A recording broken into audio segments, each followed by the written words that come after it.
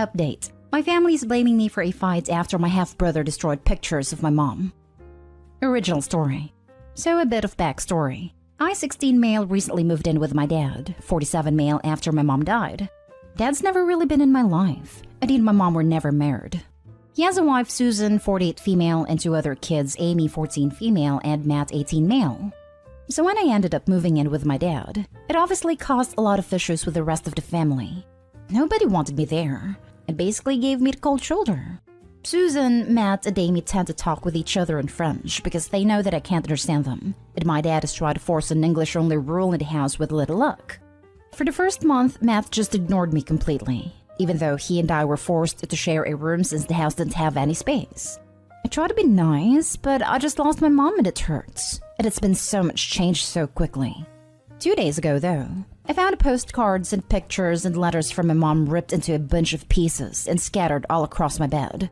I kept them in a box under my bed, and Matt had been the only one in the house with me at the time, so I know he did it. I started yelling at him, and we ended up verbally fighting right as Susan and Amy got back home. I can't remember what Matt said anymore because I was so mad that I wasn't thinking straight, but I remember hitting him. We both exchanged a couple of punches and I accidentally elbowed Amy in the nose while she and Susan were trying to separate us, so she was bleeding too. When my dad got home, we were all still yelling and Susan was trying to throw me out of the house. I couldn't stop crying because I just had my only actual photos of my mom ruined, and I don't know if we can fix them. My dad tried to settle everyone down, but didn't end up punishing Matt because there's no actual proof that he did it. I got in trouble for throwing the first punch, and Susan is still trying to convince my dad to send me somewhere else. Both Amy and Matt kept telling me that I ruined their family by coming here, but I didn't really have a choice. I know I shouldn't have hit Matt, but I was so mad and didn't think. I know I shouldn't have escalated anything, but am I really the one at fault here? I don't know how I'm supposed to live with Matt anymore. Now for the top advice before reading the update. These parents need to hold somebody accountable because obviously your pictures didn't just rip themselves up. You're right that you shouldn't have hit your half-brother, but assuming that your mom passed away rather recently, you're in grief. So it's not unreasonable that you'd be upset by this. I'm sorry this happened to you. That's a truly awful thing to discover. It's been about 2.5 months and it was really sudden. My mom and I were really close, and I think I've seen my dad twice before I had to go live with him, and not for almost a decade. I know I still have recent pictures on my phone, but it's not the same. Yeah, I can only imagine how hard everything is right now. Your whole life has been basically flipped upside down. Is there anyone on your mom's side you could talk to? Maybe even live with for a few years until you're old enough to get your own place? I think that would be worth exploring, to get yourself out of this environment that doesn't seem to be getting off on the right foot. It's just my grandparents on my mom's side, and they basically disown her because my dad was married to his wife when my mom got pregnant. They're very religious and I haven't had any contact with them since I was born. They didn't even come to her funeral. You should probably talk to your dad about how you feel. This is not a good home environment at all. I've tried, and I think he's just trying to be the good guy on both sides. He knows everyone else doesn't want me there, but it's been hard on them too, so he's trying to be mindful of that, I guess. But I feel like it's at my expense. And now for the first update.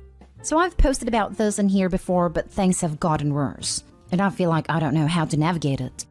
It's been about 6 months since I had to move in with my dad and his family after my mom died, and I still feel like his wife and my half-siblings despise me just for being there.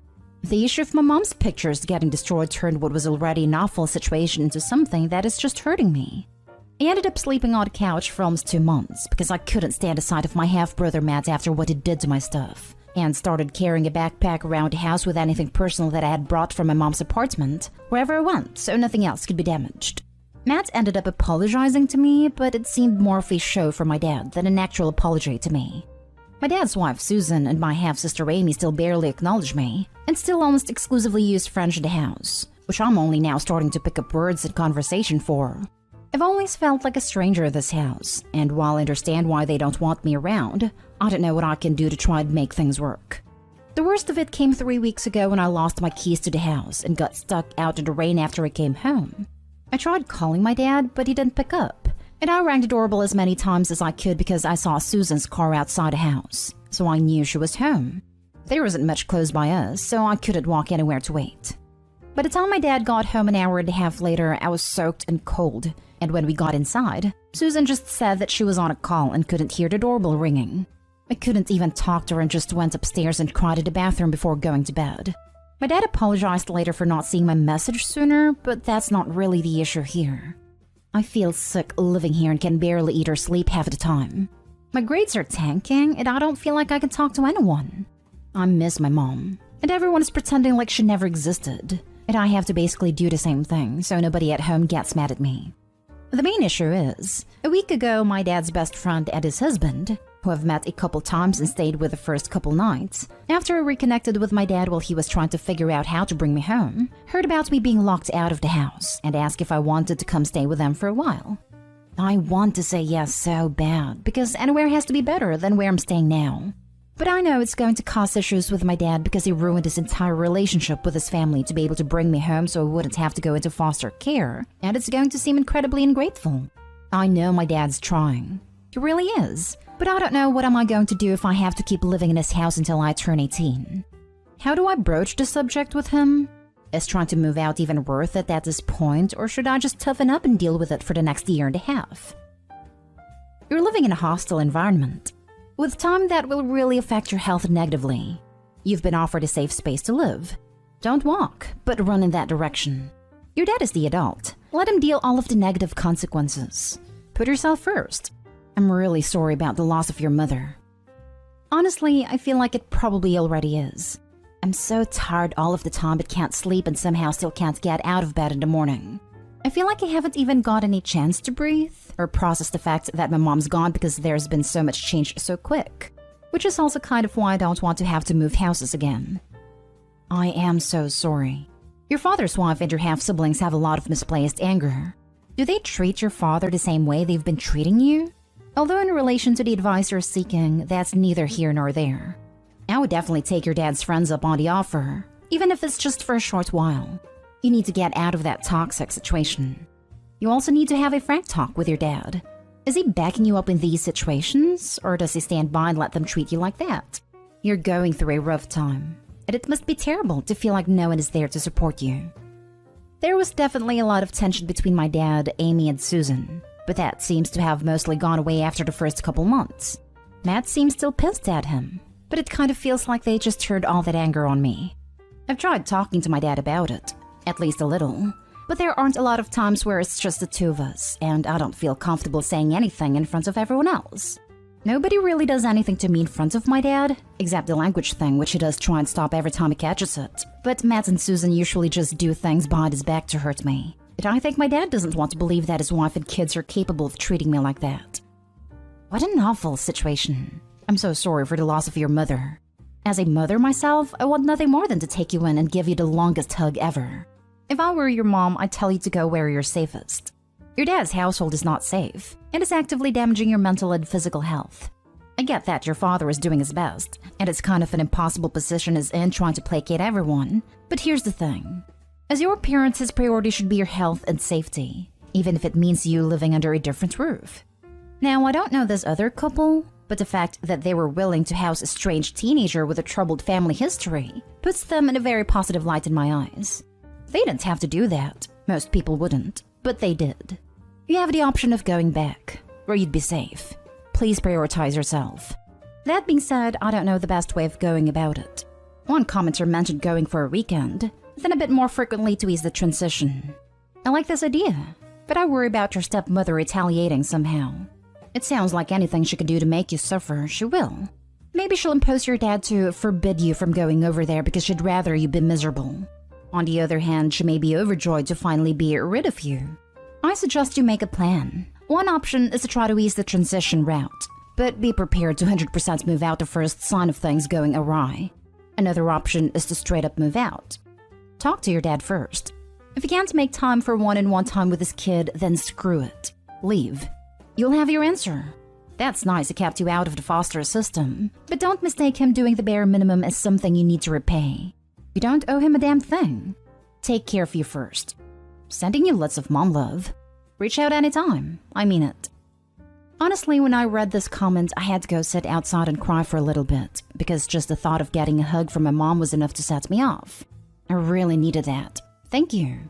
My dad's best friend and his husband are really nice. from the times we've interacted, and are honestly the only ones who put all the blame on my dad for actually having the affair, and then keeping me a secret until it had to come out. They know none of this is my fault, and I think they're just trying to figure out a way to help me, and I don't really feel like I deserve it considering how little they know me. I'll try and figure out how to get my dad alone this weekend because I don't know how much more of this I can take. And now for the final update. It's been about a week since I talked to my dad, and I've had a couple people message me about an update, so I figured I'd give one. For those who didn't see my original post, I had to move in with my dad and his family after my mom died, and things have been extremely strained. The worst incidences being my half-brother ripping pictures of my mom up and my dad's wife leaving me locked out of the house. So I was given the offer to move out by my dad's friend and his husband, both in their 30s. I followed a couple people's suggestion and texted my dad's friend that I wanted to leave, and they ended up suggesting we all go out to lunch. I think they could both tell how nervous I was around my dad, and my dad's friend John ended up being the one to bring up the idea of me moving out. My dad seemed completely blindsided by it and asked why I wanted to move out. John and his husband Ben reminded him about everything that's been going on at home, and I just kind of sat there. My dad seemed really upset, and it made me feel terrible because I already felt guilty about leaving. But then he just asked if I really wanted to go. I said yes, and he just immediately agreed. It kind of hit me that I wanted him to try and fight for me, to say sorry for everything that he's been letting happen, and for my dad to try and keep me at home. But he just let me go like it was nothing. It's been hard after my mom died, and my dad's the only family I've got left, so it really didn't make me feel any better about leaving, even though I don't have to deal with my dad's family anymore. Ben took me back to their apartment while John went with my dad to get my stuff from the house, and they had set up their extra room for me already. He apologized that they didn't have been able to do this sooner, and that they hoped I would like living with them. John came back with all of my things, and they kind of gave me time to decompress. I ended up sleeping for almost 16 hours because I was so exhausted. Over the last week, they've been really nice about making me feel at home, and have talked to me about getting me into therapy to deal with losing my mom and everything that happened at my dad's house. They're also trying to figure out how to move me into a different school so I don't have to deal with my half-sister and everyone that knew my half-brother. It's the first time in months that I feel like I can actually breathe, and I don't feel like I'm constantly on guard. My dad hasn't texted me much nor reached out in the last week, so I don't know what's going to happen with him, but for now, I'm safe, I guess. So that's what happened so far. Thanks for everyone that gave me advice and wished me well. It's been really hard lately, and it's made me feel less alone. Wow, man. Before reading this update, I went back and read the other posts, and all I can say is, I'm really glad your dad's friends offered you a place to stay. While I understand that your father's wife was blindsided by the son of her husband and his affair partner, your mom obviously, suddenly living with her, there's absolutely no excuse for her and her kids treating you like trash. Good luck getting school stuff figured out. I'm so happy that you're happy, Opie. But I think you have a mistake in your post. You wrote, "It's been hard after my mom died and my dad's the only family I've got left." Some random people just gave you a home. Someone who basically didn't really know you before offered a spare room to you and that they'll take care for you. They're organizing school stuff. They're there for you. They're dealing with your problems. They know when they should speak for you and give you the time you need. You have at least 2 more family members, Opie. You just got adopted. Maybe not legally, but people just adopted you in their lives. You're not alone. They're going to do wonders for Opie's mental health. A solid, caring support system is what Opie has now. A loving family is what Opie has now, like you said. I sincerely wish you well going forward. Hopefully the men caring for you now will show you the support you need and deserve. They're already demonstrating more character and presence than your father did. His failures are his to own, and don't reflect on you. As for your half-siblings and your father's wife, their abhorrent behavior is another example of your father's failures. Rather stepping up to stop their mistreatment and be an adult, he chose to hide like a coward. He's a poor example of a parent, and in the future you likely look back at this moment as a blessing because it got you away from him. Same here. This is rude, but it sounds like you're already in a much better place, Opie. The only thing I would add that I didn't see mentioned is it would be good to talk about legal guardianship/adoption to give John and Ben more ability to help you with things like college and any medical things. It would be better to have the people you're living with know what's happening to have that ability. The other option is emancipation.